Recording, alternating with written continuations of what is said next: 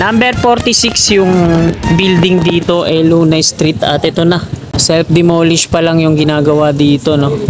Wala pa tayong nakikitang mga workers ng mismong Sumitomo. Kasi Sumitomo po yung gumagawa ng package CP103.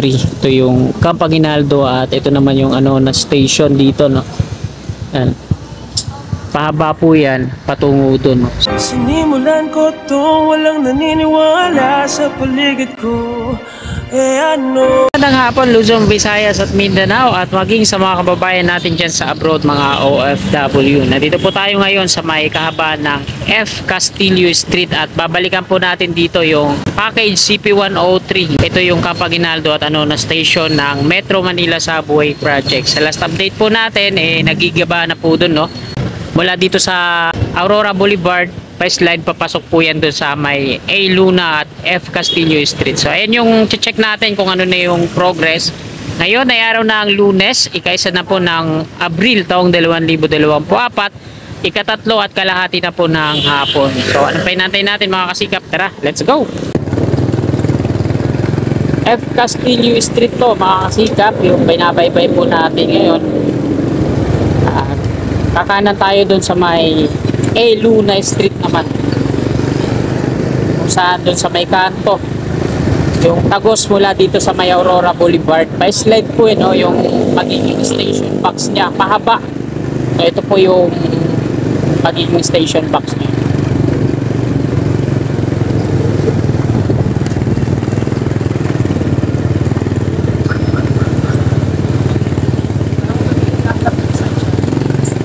So ito na, dito na tayo.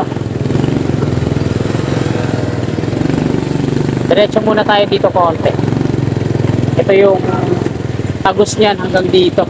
May bakod na kulay asul.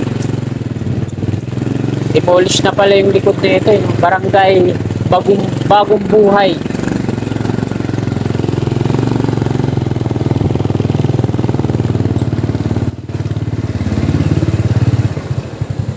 So ito mga kasikap, kabaan pa rin po ito na F. Castillo Street. So ito yung A. Luna naman pakaliwa. At ito yung dulo nun ng subway. Ito yung sa may kanto ng A. Luna corner F. Castillo. So ayan, nakabakod siya dito ng kulay asul na rib type na yero. At ito nga dito sa likod, no, number 29, hanggang dun yun, dinidemolish na. Yan. Yung loob pala na ito, giba na.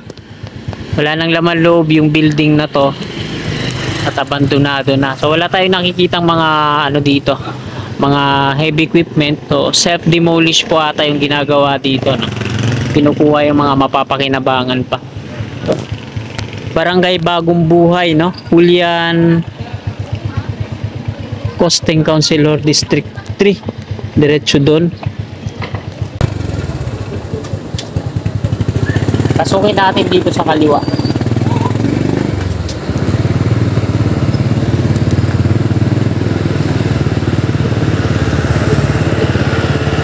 A. Luna na po ito.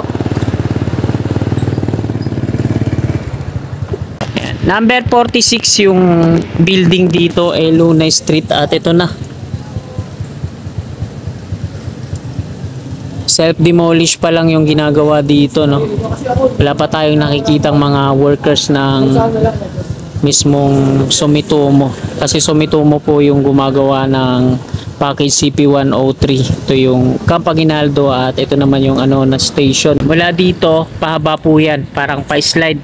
Patungo naman dun sa may Aurora Boulevard. Na station ng LRT2. Ito yung hilera patungo doon na nakabakod na ng kulay asul na yero rib type. Ayan yung maunang ma-demolish. So bye-bye natin yan patungo doon. Tingnan natin dito sa dulo kung nagdi-demolish na ba sila doon. Mga kabahayan dito sa kaliwa, yung mismong tatamaan yan, may mga sticker pa. At wala na pong mga nakatira dyan, abandonado na.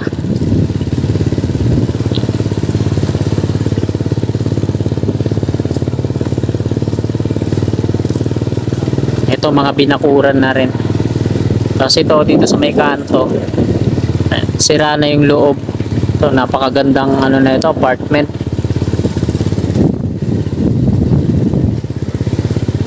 So hanggang dito lang siya mga kasikap. Ito sa may kanto. Yung merong nakalagay na acquired from MMSP, tapos may circle diretso patungo dun. So dito yung kabahayan patungo dun, hindi na kasi pa-slide lang yan hanggang dun, no? Sa may Aurora Boulevard. At ayan mga kasikap, babalik na po tayo. Nakunan na po natin ang update dito.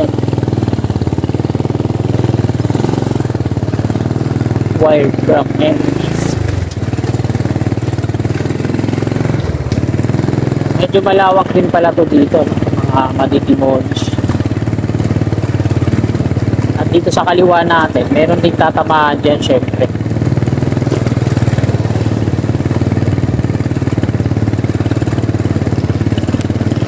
So ayan po yung update natin ngayon. Di pa na itutuloy yung demolition. So sa last update natin kung ano yung nakunan natin nung nakaraan, same pa din ngayon.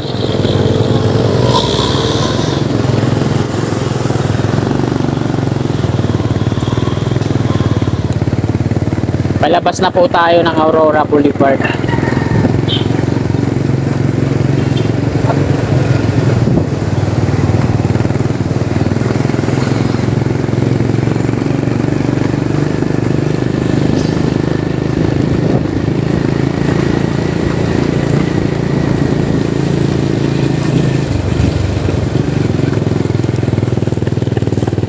Nasa pagbasa ang pag-asa. I love Barangay Bagong Buhay. Aurora Boulevard na po ito dito. Panganan papuntang Marikina at pakaliwa papuntang Araneta, Cubao.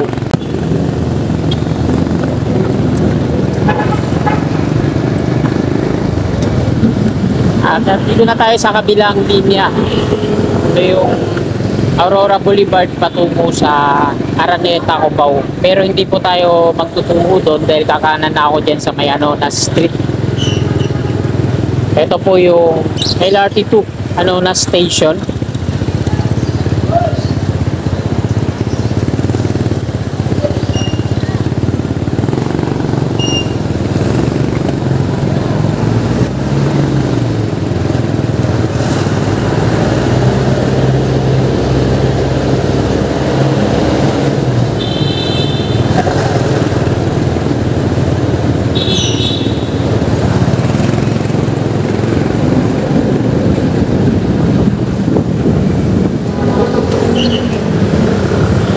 Dito po muna tayo.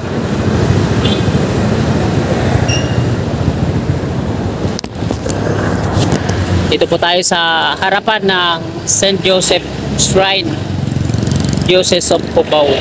Okay. Haba ng Aurora Boulevard. At ito yung footbridge. So pakita ko po muna sa inyo yung magiging station mula dito sa may footbridge. Ito po yun. Ito yung picture. So ito yung footbridge. Kung ikukumpara natin, ito din yung pictures.